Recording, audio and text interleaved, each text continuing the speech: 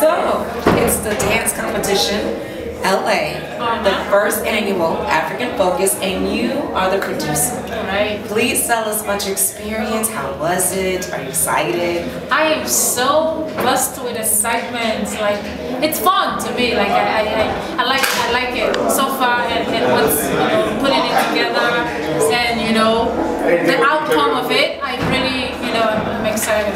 I'm so happy. Oh, are you looking forward to seeing all the dancers? I am. I missed everything about Africa, so this will kind of take me really close to home, and we have a lot of Nigerian dancers and performers, which is should be really interesting. So. And you're singing tonight. I am singing. Alrighty. Awesome. Can you give us the title of your song?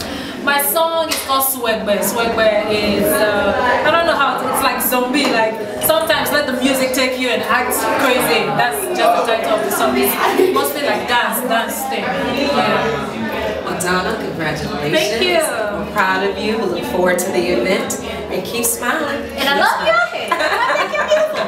Thank you. Just a reflection. Thank you. Thank you.